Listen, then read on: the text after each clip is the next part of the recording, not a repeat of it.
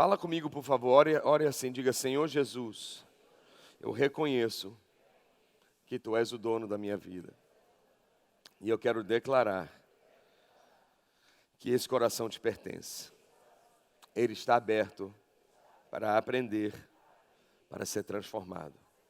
Envia Teu Santo Espírito para revelar as Escrituras ao meu coração. E Te darei toda a glória por toda a minha vida. Em Teu nome, amém. Amém. Convido você a começar a leitura comigo no Evangelho de João. Evangelho de João, capítulo 10, versículo 22 em diante. Vou ler até o 25. João, capítulo 10, versículo 22 em diante. Diz assim: Celebrava-se a festa da dedicação em Jerusalém. Era inverno. E Jesus estava no templo, caminhando pelo pórtico de Salomão. Os judeus reuniram-se ao redor dele e perguntaram: até quando nos deixará em suspense? Se você é o Cristo, se é você o Cristo, diga-nos abertamente. E Jesus respondeu: eu já lhes disse, mas vocês não creem. As obras que eu realizo em nome do meu Pai falam por mim. Interessante que a Bíblia diz que Jesus estava em Jerusalém, especificamente no templo, em uma festa chamada dedicação. Ok? A festa da dedicação. É uma festa judaica que tem um significado profundo, que tem um significado muito forte, que pode se aplicar facilmente para a minha vida e a sua. Quantos aqui gostam de aprender mais da Bíblia e mais das coisas de Deus? Sim ou não? Então é importante a gente entender o que significa, como a gente está promovendo na divulgação hoje nos 4 cultos. A festa de Hanukkah, Jesus Luz é o tema. Por que Hanukkah? Será que a igreja está sendo judaizada? Ou nós estamos virando judeus? Nós estamos agora declarando que a fé vem por obras e não vem mais pela fé? É muito simples uma situação desta. Basta você olhar para o lado e você procurar ver. Tem alguém aqui usando um kippá na cabeça? Não. Alô, você está vendo alguém aí? Não. Está vendo alguém usando um talite? Não. Está vendo alguém deixando a costeleta crescer igual os ortodoxos? Não, né? O máximo que se tem é uma barba bonita como a minha, não é que fica...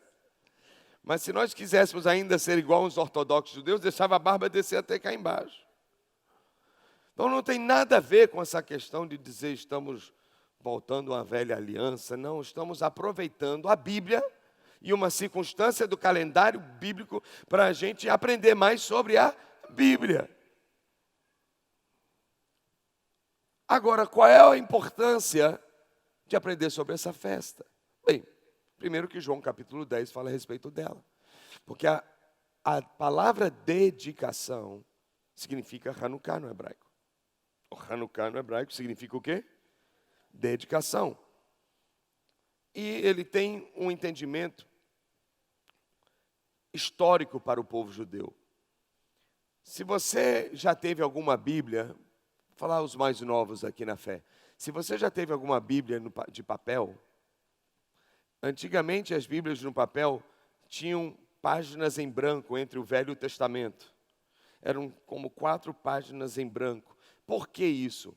Porque houve um período de silêncio depois do último profeta Malaquias até o Evangelho de Mateus ser escrito, ou quando Jesus nasceu, conhecido como um período interbíblico, certo? Aonde não houve nenhum profeta, aonde não houve ninguém que profetizasse em nome do Senhor.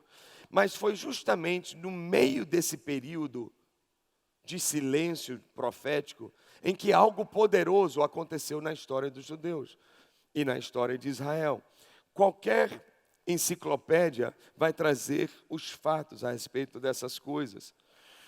A história ensina de que houve um rei chamado Antíoco Epifânio, o quarto, em que ele queria helenizar o mundo. Ele queria forçar a ideologia dos gregos até a religião dos gregos, a força, a mitologia grega, a todas as nações.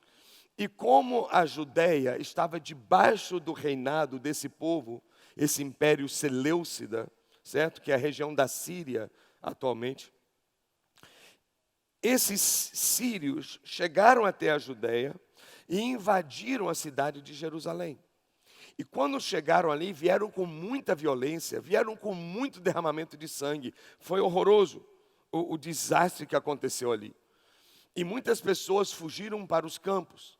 Só que esse camarada, ele não queria apenas helenizar ou doutrinar no ensinamento dos gregos às nações.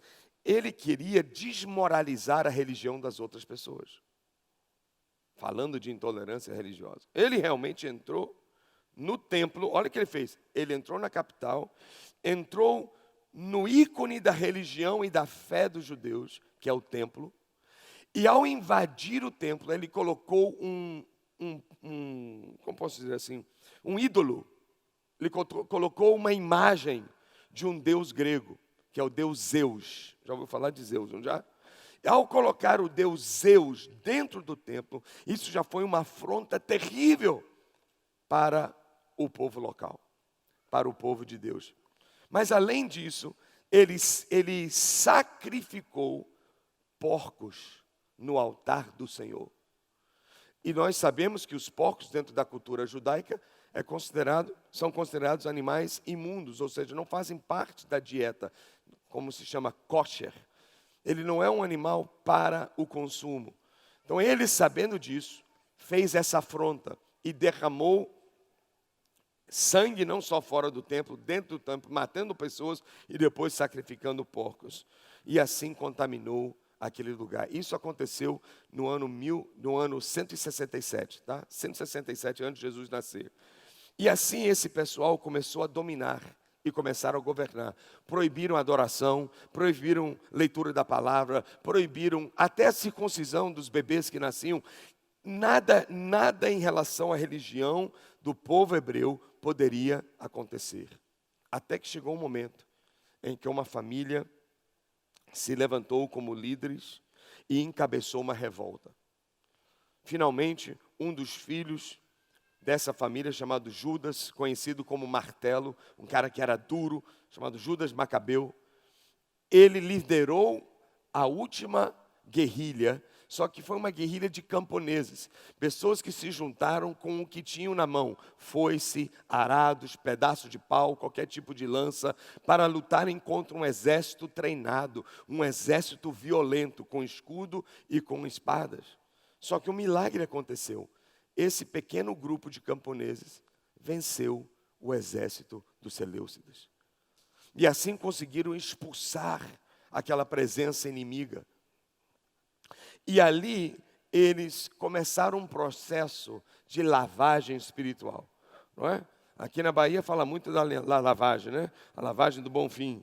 Lá eles também fizeram uma lavagem, só que foi a lavagem do fim bom. Aonde limparam o chão, limparam as paredes, trocaram os utensílios, reconstruíram o altar, porque para eles estava tudo contaminado por adoração a outros deuses. E assim eles prepararam o lugar para a adoração outra vez. Isso para eles se tornou uma vitória inesquecível.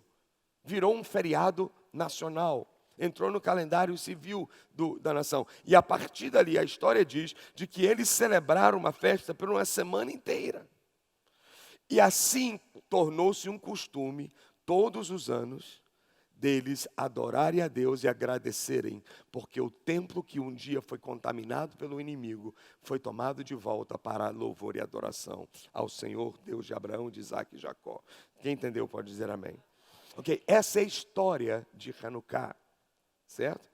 Existe um outro entendimento que mais tarde se propagou uma ideia de que quando a menorá foi apagada no templo, a menorá é aquela lâmpada de 7 luzes, aquele candelabro imenso, só que não era um candelabro que você põe na mesa, era um candelabro enorme, maior do que eu, largo, grande, e ele iluminava toda a tenda, todo o tabernáculo, na época que era uma tenda, e depois no templo que foi construído por Salomão. Essa história diz de que quando eles finalmente conseguiram limpar todo o templo, eles encontraram um pote de azeite. Porque a menorá era a lâmpada de Deus, não era qualquer azeite que podia alimentar aquela lâmpada. Tinha que ser um azeite que passasse por um ritual. E o ritual começava por ser um azeite virgem. Tinha que ser aquela primeira prensa. Não podia ser passada 2 prensas. Tinha que ser a mais extra virgem possível.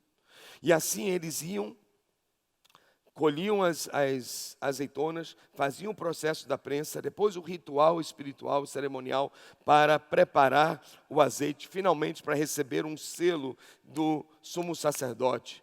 E ali, ao selar aquele azeite, dizia: esse azeite é consagrado para a menorá, não pode ser usado para nenhum outro fim, apenas para acender esse candelabro, essa lâmpada de Deus. Quando eles finalmente limparam o templo, eles acharam um potinho desse, que tinha o selo do sumo sacerdote, dizendo: esse é o azeite único permitido para esse objetivo. Só que o azeite só duraria um dia. Imagina quanto azeite era preciso para aquela lâmpada gigante queimar com 7 tochas, toda manhã, toda tarde, toda madrugada, sem parar. Era muito óleo. Então o óleo que encontraram só ia durar um dia. Só que algo inesperado aconteceu. Dizem que quando os sacerdotes finalmente foram buscar as azeitonas no campo, fazer todo o processo cerimonial, levaria 1 semana até o azeite estar pronto para voltar ao templo e acender a menorá. Mas quando eles retornaram, a menorá, que só ia durar um dia aceso, durou a semana inteira. E propagou-se então esse outro milagre que Deus fez. É semelhante a um texto que tem na Bíblia, quando um profeta visitou uma mulher. Eu não sei se você lembra desse texto. E a Bíblia diz que o azeite multiplicou na casa dela. Lembra disso? Enquanto ela tinha vasilhas, o azeite era multiplicado. Alguém lembra desse texto na Bíblia, sim ou não? Algo semelhante foi que aconteceu ali. E ali se propagou o entendimento de que o nosso Deus é um Deus que faz maravilhas, o nosso Deus é um Deus que faz milagres. Ele não vai deixar essa lâmpada apagar. Deus vai colocar luz na sua vida. Quem recebe em nome de Jesus? Então, Hanukkah é uma festa que tem um significado muito importante para a gente. Sabe por quê? Porque Jesus celebrou a festa. E isso é o suficiente. Tem gente que se esquece que Jesus é judeu. Acho isso incrível. Você sabia que o maior judeu de todos vive dentro de você? Sabia disso? Ou você acha que Jesus negou as origens dele? Que Jesus negou o Deus de Abraão, de Isaac e Jacó? Não negou, não. Quem pode dizer com honra, diga: o maior judeu vive em mim. Amém ou não? Agora, quando Jesus foi a Jerusalém, esse é o detalhe que eu gostaria que você percebesse. Dá uma olhada outra vez no texto. João 10, 22. Celebrava a festa da dedicação em Jerusalém. E que época do ano era? Inverno, ou seja, era frio. E Jesus estava onde?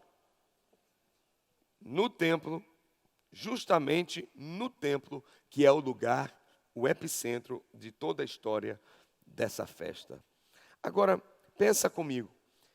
Você sabe que Jesus não tinha conversa fiada. Se Jesus tinha que falar a verdade, ele falava. Doía quem doesse, mas ele falava. Jesus defendia um pobre, defendia um oprimido, defendia uma prostituta, ajudava um leproso, mas também com religiosos, ele também falava forte, também ministrava com carinho em alguns momentos. Mas o fato é que Jesus não tinha dificuldade de falar a verdade para ninguém e não tinha medo de ninguém. Certo? Podiam querer matá-lo, quantas vezes quiseram matá-lo, como nesse texto aqui a Bíblia diz. Mas mesmo assim, ele dizia a verdade. E o que me chama a atenção é que quando ele vai para Jerusalém, olha só, é festa de Hanukkah em Jerusalém. E Jesus não fica onde ele está. Ele vai até a cidade e ele não fica só ao redor dos muros. Ele vai ao templo. Se essa festa não fosse uma festa que agradasse ao Pai dele, ao nosso Deus Pai, Jesus teria falado. Jesus teria dito, isso tudo é conversa, vocês são todos ignorantes, como uma vez ele olhou para corações duros de religiosos e disse, vocês são sepulcro caiado, vocês não entram no céu e não deixam os outros entrarem também. Então Jesus, com a liberdade que ele tinha para confrontar e dizer a verdade, mesmo que doesse, ele vai ao templo na festa e não recrimina. Ele não diz nada. Pelo contrário, as declarações que ele faz têm muito a ver com Hanukkah.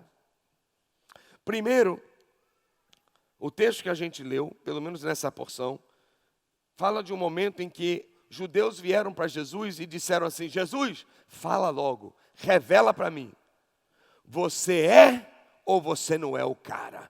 Você é ou não é o Cristo? Você é ou não é aquele que é o nosso Messias que veio nos libertar? Por que eles fizeram essa pergunta? Porque lembra-se, na história da festa da dedicação, faz a alusão de um herói da fé, ou de um herói histórico deles. Quem lembra o nome dele? Muito bem, Judas Macabeus, pois é. Judas Macabeus, conhecido como Martelo. Então eles celebravam a história. É como a gente tem 7 de setembro. Qual é o personagem principal de 7 de setembro? Dom Pedro, não é isso? Então a gente lembra dele, a mesma coisa, o cara levantou a espada às margens do rio Ipiranga, e etc, etc, etc. Eles estavam celebrando a história, dizendo, Judas Macabeu, ele foi o nosso libertador, ele nos tirou das mãos dos sírios, ele destruiu o exército do antigo Epifânio, ele foi um instrumento para tomar de volta o templo.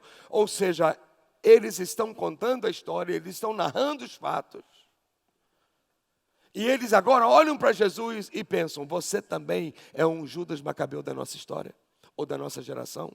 Você também é um libertador que vai nos ajudar agora a sermos livres de Roma, porque nos dias de Jesus já não eram mais os sírios, eram os romanos que oprimiam a Judéia. E eles olham para Jesus na esperança de que Jesus também vai pegar uma espada e vai levantar uma guerrilha, vai levantar uma revolta contra o povo romano. Essa era a expectativa. Aí Jesus responde com uma palavra incrível. E ele diz assim.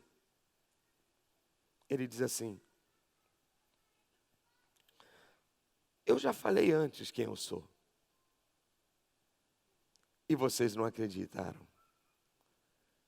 Se vocês estão com dificuldade de acreditar o que eu falo, acredite pelo menos naquilo que eu faço. Veja as minhas obras. Veja os milagres que eu realizo. Que os meus milagres testifiquem quem eu falo sobre mim mesmo. E Jesus está dizendo assim, se vocês têm fé que milagres aconteceram no passado, que vocês nem viram, mas você acredita na história que foi passada de geração em geração, quanto mais você acreditar no milagre que está acontecendo na frente dos seus próprios olhos. Você está vendo o surdo enxergar, você está vendo o mudo falar, você está vendo morto ressuscitar, aleijado caminhar, você está vendo tudo isso. Não é suficiente para você crer? E Jesus reforça o fato, ele vai mais longe e ele instiga dizendo assim, em outras palavras ele estava dizendo assim, eu sou muito mais do que Judas Macabeu. Eu e o Pai somos um. Rapaz, essa declaração fez com que eles pegassem pedras e queriam matá-lo imediatamente. Jesus está dizendo, sou muito mais do que um líder. Eu sou o próprio Filho de Deus, que veio ao mundo com o propósito de libertar a sua vida. Só que o que Jesus estava querendo ensinar é o seguinte, que a maior libertação que as pessoas precisavam não era uma libertação política, não era uma libertação geográfica, eles precisavam de uma libertação espiritual. Eles precisavam de uma libertação no coração.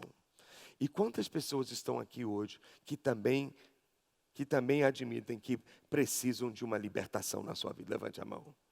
Bora, acredito que só tem crente aqui, não é? Mas eu digo assim, crente, eu falo assim, pessoas que têm entendimento. Quantos aqui precisam de libertação? Todo mundo, glória a Deus, precisa mais levantar a mão. Não tem uma pessoa aqui que não precisa ser liberta, inclusive eu. Todos nós temos situações que Deus ainda precisa tratar, sim ou não? E é por isso que Jesus veio ao mundo. Jesus disse, eu não vim para curar os sãos. Eu vim para buscar os doentes. E eu vim trazer os pecadores ao arrependimento. Bem, quando a gente celebra Hanukkah, nós estamos não apenas aprendendo a Bíblia, mas nós também estamos entendendo que o Deus da história, Ele opera mesmo em silêncio. Nunca se esqueça disso. Num período interbíblico, onde não tem nada escrito, só página branca, Deus ainda protege Israel. E você pode estar vivendo um momento em que parece que Deus não está fazendo nada. Mas não é porque você não está ouvindo que Ele não está fazendo. Deus pode até não estar falando, mas Ele sempre está fazendo alguma coisa. Porque enquanto você dorme, a Bíblia diz que Deus trabalha. E a Bíblia diz que Deus trabalha para aqueles que o amam. E quantos aqui amam a Jesus podem dizer glória a Deus. E Ele vai continuar fazendo uma obra na sua vida. Tem até uma canção que diz assim, quando Ele está em silêncio. Oh, quem crê nisso? Celebrar Hanukkah é dizer, o meu Deus está fazendo alguma coisa. Quem pode dizer bem forte? Meu Deus está fazendo alguma coisa. Amém? Você ainda não vê, mas um dia vai ficar claro, quando todo inimigo do diabo que tentou invadir sua casa, tentou invadir seu casamento, tentou invadir sua saúde, Deus vai expulsar pelo poder do sangue do seu Filho Jesus Cristo. E haverá uma libertação outra vez na nossa vida, para a glória de Deus Pai. Amém ou não? A Bíblia diz que o seu corpo é templo do Espírito Santo. O inimigo quer invadir o templo, quer profanar o templo, quer fazer sacrifício profano, imundo. O diabo toda hora está tentando entrar na nossa cabeça, entrar nos nossos pensamentos, mexer com nossas emoções, mas celebrar Hanukkah é declarar que o diabo será derrotado e essa casa será santificada, esse templo ficará limpo, o inimigo não vai ter acesso, por mais que ele entrou na vida de alguém. Quem sabe ele entrou na vida de um filho, levou um filho para o mundo, mas o mundo ainda vai sair do seu filho, e esse filho voltará à casa do Senhor, porque você e a sua casa servirão ao Senhor. Essa é a promessa que você vai tomar posse. Celebrar Hanukkah é declarar, ainda que o inimigo ache que ele tem uma vantagem, Deus está preparando uma virada. Deus está preparando uma virada. Deus está preparando uma surpresa. Balança alguém e diga assim, a surpresa está chegando. Surpresa vai chegar, querido. Celebrar Hanukkah é declarar que trevas não vão ficar em sua casa. Trevas não vão ficar na sua vida. Não vai ter nada do inimigo que vai prevalecer contra você. Porque celebrar Hanukkah é celebrar o milagre da luz. É declarar que essa luz vai crescer, é declarar que esse azeite vai multiplicar. Azeite fala da unção de Deus na sua vida. Você pode estar sentindo mal, você pode estar sentindo acusado ou acuado pelo diabo, mas Deus vai multiplicar o azeite sobre você, e você ainda vai ser poderosamente usado pelo Espírito Santo. Não importa o que o inimigo fez no seu passado, Deus tem um futuro ungido, um futuro abençoado para você em nome de Jesus. Celebre Hanukkah hoje, declarando, o meu Deus está vivo, o meu Deus está operando, está em silêncio, mas o milagre vai acontecer. Quem crê pode dar um grito de vitória. Nós não podemos anular a história. Por que Deus deu essas coisas? Para a gente ser estimulado, porque se Ele fez antes, Ele faz de novo. Deus não curou um cego, Deus curou vários. Então quando Deus faz uma vez, Ele faz duas. E se Ele faz duas, Ele faz 10. A Bíblia diz que Ele não faz acepção de pessoas. Se Ele curou um, Ele cura dois. Se Ele curou dois, Ele pode curar qualquer um. E hoje Deus vai fazer brilhar a luz dEle nesse lugar. Hanukkah é celebrar a luz. E a Bíblia diz que a luz é Jesus. Quem é a luz? Quando a luz veio ao mundo. Veja esse texto comigo, João capítulo 1. João capítulo 1. João capítulo 1, a partir do versículo 1. Logo o começo do Evangelho de João. A Bíblia diz assim: no princípio era o verbo, né? Era a palavra. E essa palavra, no princípio era aquele, a versão NVI, vou ler igual o telão. No princípio era aquele, diga aquele. Você está falando de uma pessoa, essa pessoa era a palavra de Deus, era a voz de Deus. Ele estava com Deus e ele era Deus. Quando? Desde o princípio. E ele estava com Deus desde o começo, desde Gênesis. Certo? Versículo 3. E todas as coisas foram feitas por intermédio dele. E sem Jesus, sem ele, nada do que existe teria sido feito. E nele estava a vida. E esta vida era o que, gente? A luz dos homens. E tem aqui a promessa: a luz brilha nas trevas. Jesus brilha nas trevas.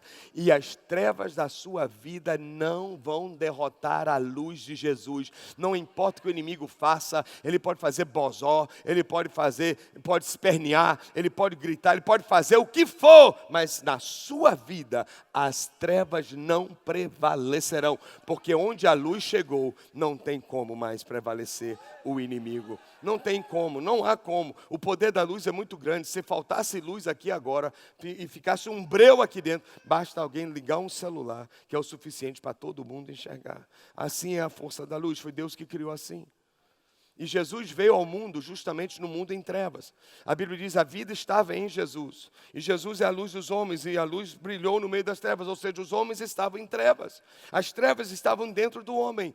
E o homem estava como com um véu sobre os olhos. Porque trevas no hebraico tem um entendimento não só de ausência de luz, mas tem um entendimento de ausência de conhecimento. Quando alguém não tem conhecimento, como se ela tivesse um véu, ela está no escuro. Por isso que a Bíblia diz: vocês não são filhos da noite, vocês são filhos do dia, vocês não são filhos das trevas, são filhos da luz, e vocês sabem as coisas espirituais. É o que a Bíblia ensina. Ter luz significa ter revelação, ter entendimento das coisas. E Jesus agora veio ao mundo para trazer ao homem entendimento do que ele precisa. Ele precisa sair das trevas, ele precisa abandonar as trevas, ele precisa tomar uma decisão para vir para a luz. Ele precisa entender que existe uma porta aberta que leva ao reino da luz do nosso Deus. E Jesus é o caminho, Jesus é essa porta. Diz: mas não confunde com Natal? Pode até confundir. Porque Hanukkah também tem luz. E uma das coisas que o Natal usa muito é o quê? Luz. E por que hoje estamos dando atenção ao Hanukkah? Porque primeiro, foi justamente nessa época que o Hanukkah aconteceu, no inverno. Não é isso que a Bíblia diz? No inverno. No calendário judaico, é em dezembro que sempre acontece o Hanukkah. Agora, o nascimento de Jesus não é dezembro. A gente já sabe disso. Só vou mostrar um texto, mas tem diversos na Bíblia que provam isso. Dá uma olhada nesse texto aqui. Lucas, capítulo 2, versículo 11. Lucas 2, versículo 11. A Bíblia diz assim: hoje, deixa eu contar o que está acontecendo. Os anjos apareceram para os pastores num campo e disseram assim: hoje, na cidade de Davi, nasceu quem? O Salvador, que é quem? Que é Cristo. Quem mais ele é? Isso é muito importante a gente ver. Jesus, diga comigo, ele é o Salvador. Que mais, igreja? Ele é o Cristo, o que mais? O Senhor. Agora, a Bíblia diz, no versículo 8, o detalhe que eu queria mostrar é a partir do 8. Havia pastores que estavam próximos, que estavam nos campos próximos, durante a noite. Diga comigo, durante a noite. E o que esses pastores faziam? Tomavam conta dos seus rebanhos. Ok, só esse detalhe aqui. Gente, se Jesus tivesse nascido em 25 de dezembro, seria inverno em Jerusalém. Aqui é verão, mas lá do outro lado do planeta, lá seria inverno. E olha, lá é frio, viu, gente? Chega a nevar em Jerusalém nessa época. E por milênios, pastores não ficam com o rebanho das ovelhas ao ar livre durante a noite, nem durante o dia. Por ser frio extremo, eles trazem para o curral. E eles guardam os rebanhos juntinho, aquecendo um ao outro. Só que a Bíblia diz de que eles estavam do lado de fora, no ermo, e o anjo aparece e diz assim: eu tenho boas notícias para contar. Hoje, na cidade de Davi, nasceu o Cristo, nasceu o Salvador, nasceu o Senhor da nossa vida. E a gente entende de que existe hoje uma celebração natalina em todo o mundo que está mais místico do que bíblico. Essa é a verdade. Tem mais ícones de Natal que nada tem a ver com Jesus do que a favor de Jesus. Eu acho impressionante. Qual é a figura mais conhecida do Natal? Pergunte a qualquer criança. Não é Jesus. Se a Natal fosse voltado para a história de Jesus, por que as pessoas não se vestem de Jesus? Seria melhor, né? Todo mundo se vestia de Jesus. Mas não acontece isso. Mas para mim o que é mais curioso, sobretudo, é o seguinte. A Bíblia ensina que antes da terra ser criada, já existe uma batalha entre o bem e o mal. A Bíblia ensina que esta luta é entre luz e trevas. E vai ter um final, porque no final, todo o mal e todas as trevas serão lançados para sempre. A Bíblia chama no lago de fogo e no lago de ranger de dentes. Quem crê que no final o inimigo será derrotado completamente? Quem pode dizer amém? Mas quando a Bíblia demonstra essa dualidade, o que a Bíblia sempre demonstrou é que não tem mistura. Não pode misturar as duas coisas. Não tem como você misturar luz com trevas. Não há meio termo. Não há meio a meio. E o fato é que tem muito misticismo ao redor dessa festa comercial do que entendimento das Escrituras. E qual é para mim a grande curiosidade de tudo? É que Jesus Cristo disse que o mundo jaz de quem? Do maligno. Significa que o maligno, ele tem influência sobre os sistemas do mundo. E é por isso que o mundo, em si, rejeita as coisas de Deus. O mundo, normalmente, não quer saber nada de Deus, não quer saber nada de santidade, nada de sagrado. Não, o mundo não quer saber dessas coisas. Inclusive, deve ter alguém aqui que, quando era do mundo, a última coisa que você queria ser é ser um crente ou vir para a igreja, né? Tem alguém aqui que não gostava de crente? Levante a mão. Vamos lá, você já está perdoado. Pois é. Você agora é um servo de Deus, um homem de Deus, uma mulher de Deus. Glória a Deus, não é? Não é que Deus dá uma virada, rapaz?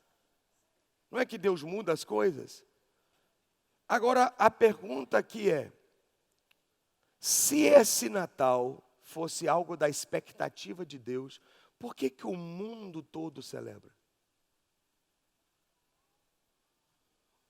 O ateu celebra, o pagão celebra, o espírita celebra, o da Umbanda celebra, de tudo que é religião celebra, o crente celebra, o evangélico celebra, todo mundo celebra.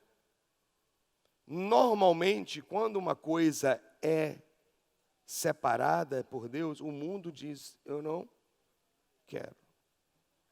Ah, mas Papai Noel vai para a igreja. Papai Noel é crente. Ué, mas tem Papai Noel nos bares, tem Papai Noel nos motéis. Inclusive hoje no jornal saiu uma foto de Madonna vestida de Mamãe Noel. Aí você imagina, né? Que tipo de foto era.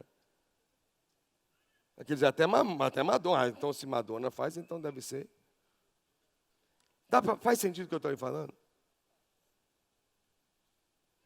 É igual a Páscoa. Páscoa é uma das festas mais lindas da Bíblia. São 7 festas bíblicas. Páscoa é uma das festas mais lindas. Só que o mundo trabalhou para tirar o foco de Jesus. Porque não é mais o Cordeiro de Deus, agora é o coelho. Não é verdade? E aí inventaram um milagre. Eu acho que é por isso que às vezes eu acho que algumas igrejas aceitaram. Porque o coelho botar ovo é milagre. Então só pode ser Deus. Só pode ser Deus. Deus fez um milagre. Mas tudo isso são desvios. E árvore de Natal, Papai Noel, 25 de dezembro. Se você quiser, você pesquisa, vai lá. Tem muita informação para você descobrir. A única questão é que você tem que ir com o coração mais aberto. Mas tem gente que não está afim de ouvir. Então não adianta também falar. Eu lembro uma pessoa que o marido puxou a conversa. E assim, eu fiquei meio desconcertado para falar sobre alguns assuntos, porque eu sabia a posição deles. E aí o marido disse, não, mas fala, o que você acha? Na hora que eu falei, ela começou a conversar, eu não quero ouvir, eu não quero ouvir, eu não quero ouvir. Por quê? Porque ela dizia assim, eu amo minha árvore, eu amo minha árvore, não me fala nada, não quero saber. Eu vou fazer o quê? Eu vou forçar alguma coisa? De forma alguma. De jeito nenhum. Mas não precisa pesquisar tanto para descobrir que Papai Noel é um bispo da Igreja Católica. É um bispo. Não estou dizendo que ele é gente ruim. Pelo contrário, a história diz que ele era uma pessoa boa, que dava presentes aos necessitados. E criou-se esse costume. Certo? Agora, se uma pessoa quer se vestir de um padre católico, vai lá, ué. Faz a coisa. Agora, o que a gente tem que fazer? Fica na nossa. Balança alguém e diz assim, fica na tua. Cada um vive a revelação que possui. Eu não julgo ninguém, porque um dia já pensei diferente também. Uma coisa é certa. Eu preciso reconhecer de que Jesus não é Papai Noel e que o sinal do nascimento dele não é uma árvore, é uma manjedoura. Eu acho que seria muito mais correto decorar uma manjedoura com bolas coloridas e com luzes piscando do que uma árvore e um pinheiro. Não é não? Sim ou não? Agora, o fato que Jesus nasceu, claro, Jesus nasceu, obviamente. Quer celebrar? Eu tomei uma posição na minha vida. Eu não vou fazer essa celebração mística. Agora eu cheguei a uma conclusão de que se alguém quiser celebrar o nascimento de Jesus, por que não? Mas da maneira que não seja dessas coisas do mundo. Que possamos assim declarar que Jesus veio ao mundo, sim, mas também não adianta fazer uma celebração do nascimento se não explicar o porquê ele nasceu. E não vai ter jeito. Podemos fazer até uma peça, pode fazer uma cantata, mas não vai fazer sentido só mostrar um Deus menino. Mostrar um bebê dentro de uma manjedoura, não faz sentido isso. Vai ter que mostrar que Jesus cresceu, não ficou menino. Vai mostrar que Jesus, ele não está mais na manjedoura, como também ele não está mais na cruz, como também ele nem na sepultura ele não está mais. Ele está aqui no meu coração, vivo, e fazendo milagres cada dia dentro de mim. Essa é a verdade. Mas não adianta, para poder explicar por que ele nasceu, vai ter que celebrar Páscoa também. Porque vai ter que levar a história dele até onde? Até a cruz, o momento em que ele morreu na festa da Páscoa. Não tem jeito. Então a questão é, Jesus veio ao mundo? Sim. Foi um presente de Deus? Foi. Um filho se vos deu, está escrito. Foi dado a você, o filho. É um presente para você. O maior presente que existe no Natal não é uma bicicleta, não é um videogame, não é nem um carro que você pode dar para alguém. O melhor presente que existe não é o que a terra dá, é o que a terra recebeu. Ou recebeu o Filho de Deus que desceu do céu para mudar a nossa vida para todo sempre. Esta é a maior celebração. E a gente tem que agradecer a Deus, porque Deus prometeu que isso ia acontecer. Deus disse, este é o sinal, a virgem dará à luz a um filho. Deus falou, Deus cumpriu. E celebrar até o nascimento de Jesus, a gente pode ir mais longe e dizer, nós celebramos um Deus fiel. Tudo que Ele promete, Ele faz. Pode até demorar, mas vai acontecer. Balança alguém, se você tem promessa, vai acontecer na sua vida. Quem pode dizer amém? Então, o que precisamos hoje declarar? A festa hoje é Hanukkah. Jesus é a nossa luz. Jesus vai tirar as trevas do templo. Jesus vai expulsar o inimigo do templo. Jesus entrou em Jerusalém, que Ele entre hoje nessa tenda. Jesus entrou no templo, que Ele entre no seu corpo, no seu coração. Que Jesus possa vir e expulsar toda a malignidade da nossa vida e que possamos celebrar. Minha vida é dedicada ao Senhor, minha vida é consagrada ao Senhor. Isso é festa, isso é a festa do inverno. Essa é a festa de dezembro na Bíblia.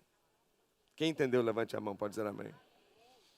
E para encerrar, se nós vamos lembrar de Jesus nessa época, vamos lembrar os 3 títulos que o anjo deu a Jesus no momento em que ele foi anunciado, que anunciaram o nascimento dele. Nasceu hoje na cidade de Davi o Salvador, quem lembra mais? O Cristo e o terceiro? O Senhor. Salvador significa libertador, aquele que veio nos libertar. Significa que o homem precisava de libertação, ele estava preso. Preso em quê? No pecado. O pecado é a maior prisão. Pecado é a maior prisão que um homem pode ter, porque o pecado conduz um desdobramento de outros problemas. Na verdade, todos os outros problemas. Só que a Bíblia diz que ele também é o Cristo. Por quê? Porque Cristo significa o escolhido. Significa que foi este aqui, não é nenhum outro serve, nenhum outro pode ser o libertador, apenas este que foi escolhido. Significa que se o homem está preso, Jesus é o libertador para livrá-lo. E Ele é o único que tem poder para perdoar o pecado. O homem pode se esforçar em muitas coisas, mas perdoar pecado, só Deus pode nos perdoar.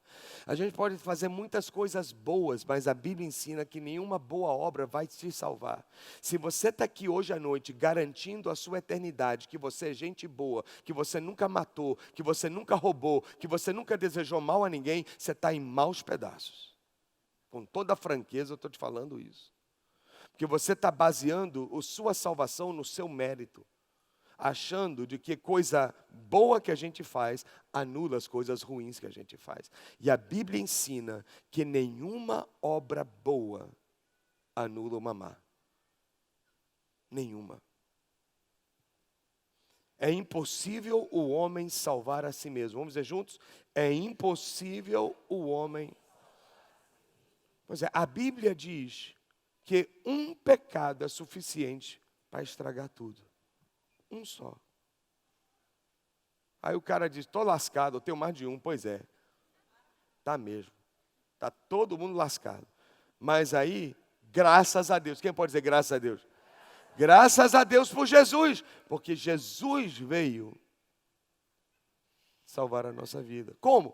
Perdoando os nossos pecados. Então ninguém é salvo, ninguém passa para a eternidade por causa daquilo que ela fez, ou ele fez. A pessoa vai para a eternidade, vai para a glória de Deus por causa do que Jesus fez. O mérito não é meu, o mérito é de Deus. Jesus foi uma dádiva que foi entregue aos homens. Agora, qual é o segredo? Ele é o libertador, ele é o escolhido e o único que pode nos libertar e perdoar nossos pecados. O segredo agora é Jesus ser o que na nossa vida? Senhor, exatamente o terceiro ponto. Ser Senhor. Querido, nada disso adiantaria Jesus vir ao mundo, e Jesus fazer muitos milagres se ele não morresse na cruz e derramasse seu sangue. Ele foi até o fim. E agora, quando ele faz esse processo todo para nos libertar, a intenção de Deus é que Jesus seja o Senhor da nossa vida. E Jesus é o Senhor de quantos aqui hoje à noite? Cadê você? Ok. Ser Senhor significa ser dono de tudo que a gente possui. Quando eu aceito Jesus, eu não só estou pedindo para Ele perdoar meus pecados, eu estou pedindo a Ele para receber a minha vida, para aceitar quem eu sou e entregar tudo na mão dEle. Eu não só entreguei meu passado para Ele perdoar, eu estou entregando o meu presente, estou entregando o meu futuro. Eu estou entregando a Jesus não só a minha vida, estou entregando o meu casamento, estou entregando não só o meu casamento, meus filhos. Eu estou entregando estou entregando minha saúde, estou entregando minha agenda, estou entregando meu tempo, estou entregando minhas finanças, eu estou entregando minha inteligência, meus pensamentos, minhas ideias. Eu estou entregando tudo ao Senhor Jesus Cristo. Quando eu entrego tudo, então Ele se torna o meu Senhor.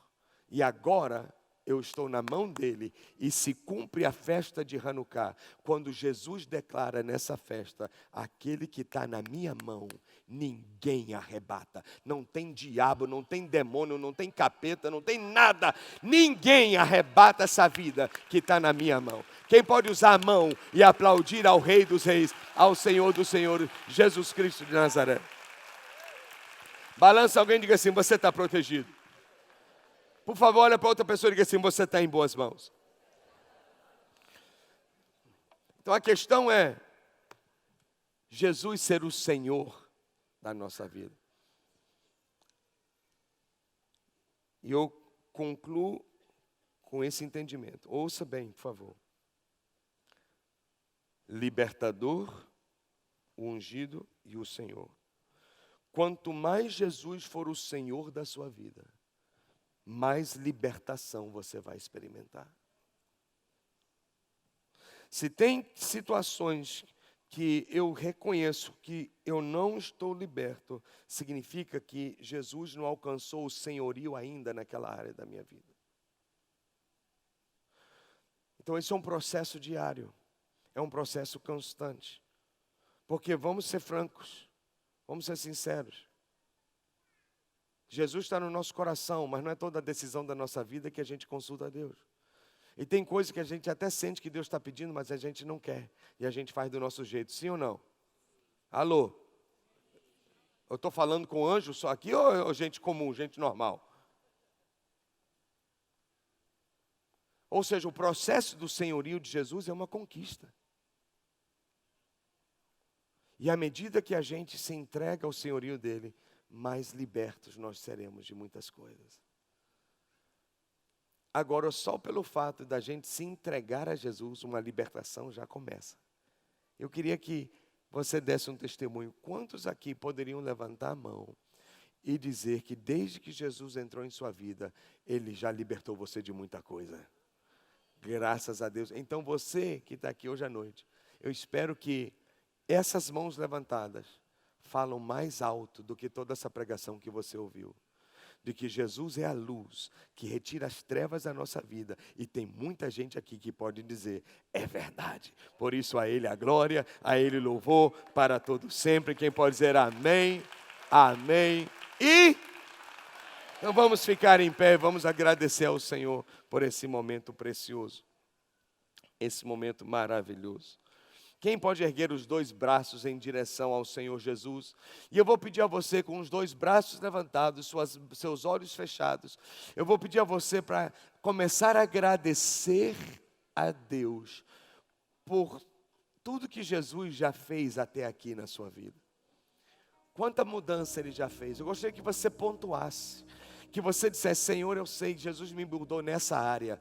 Jesus me mudou meu temperamento. Jesus está mudando o meu caráter. Jesus está mudando minhas ideologias. Jesus está mudando muitos pensamentos que eu tinha. Comece a enumerar. Comece a pontuar libertações que você já alcançou por causa de Jesus Cristo, por causa de Jesus. Levante a voz agora e comece a glorificar, e comece a agradecer e engrandecer Jesus Cristo, porque Ele é o Cristo, Ele é o ungido, Ele é o Messias, Ele é o único que tem poder para mudar um ser humano.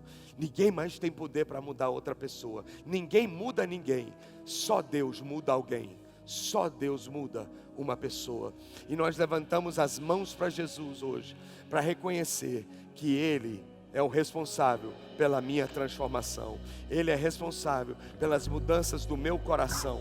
Ele é responsável por tudo que tem acontecido até aqui. E eu glorifico o nome dEle, eu exalto o nome dEle. Só que eu digo hoje para Jesus: Jesus, não pare não. Quem pode dizer comigo: Jesus, não pare não. Tu és o Senhor da minha vida. Continue me libertando, continue trabalhando em mim, continue trabalhando na minha vida. Jesus, Tu és o Senhor. Seja o Senhor de todas as áreas, seja o Senhor de todas as áreas, seja o Senhor de todos os compartimentos do meu coração, seja o Senhor no mais profundo do meu ser, seja o Senhor não só da minha vida, seja o Senhor da minha casa, seja o Senhor da minha família, seja o Senhor de tudo que eu faço, seja o Senhor de tudo que eu empreendo, seja o Senhor completo de tudo que eu tenho, de tudo que eu sou. Jesus, Tu és o Senhor. Continua a libertar a minha vida, envia a Tua luz dentro de mim, remove as trevas dentro da minha vida, Senhor. Jesus, Tu és a luz. E eu dedico o templo ao Senhor. Eu dedico o templo, como na festa de Hanukkah, como na festa em Jerusalém, a festa do Hanukkah, da dedicação. Eu consagro esse templo, eu consagro esse templo para Ti. Toma o meu corpo, Senhor. A minha vida existe para Te louvar. A minha vida existe para Te adorar, Jesus. Para Te adorar, para Te adorar. 30 segundos, vai. Levante a voz bem alto e glorifique a Jesus com tudo que você tem. Glorifique ao Senhor com todo o fôlego, com toda a voz. 30 segundos, exalte ao Senhor, glorifique a Ele. Ele é a luz, Ele é a luz, Ele é a nossa luz.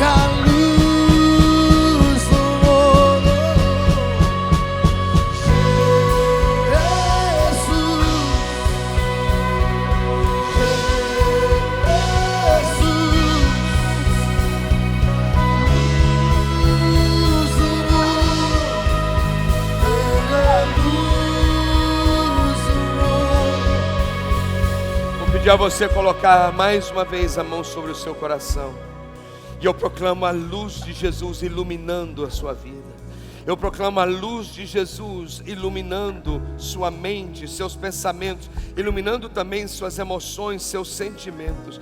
Eu declaro trevas agora se afastando de você. Eu declaro trevas saindo do seu interior. Eu declaro o inimigo derrotado na sua vida. Eu declaro que o seu inimigo se levanta para um caminho, por 7 ele vai fugir, porque você vai resistir o inimigo e ele fugirá da sua presença. Declaro: Jesus é a sua luz. Toda a luta que você tem passado nas emoções, na mente, no coração, eu declaro agora tempo de virada, tempo de vitória. Eu declaro agora que o inimigo é derrotado. O inimigo vai se surpreender, porque o tempo dele acabou, o tempo dele encerrou. Chegou o tempo da luz, chegou o tempo de Jesus na sua vida. Receba agora libertação, receba agora livramento, receba luz no seu caminho, receba luz para os seus pés, receba luz para a sua família, receba luz para as suas finanças, receba luz de Deus em cada área, em nome de Jesus. Declaro maligno fora, em nome de Jesus. Diga: maligno fora da minha vida, em nome de Jesus. Diga: Satanás, saia da minha casa, saia do meu trabalho, em nome de Jesus. Todas as trevas recuam em nome de Jesus, porque a minha vida pertence a Jesus. Jesus é a minha luz e a minha vida não está mais em trevas, para a glória do Senhor. Qual é o nome dele? Mais um aplauso hoje à noite para o Rei dos Reis e o Senhor dos Senhores. Quem crê que onde há luz, as trevas não prevalecem, pode dar um grito de quem recebe vitória. Diga aleluia! Aleluia!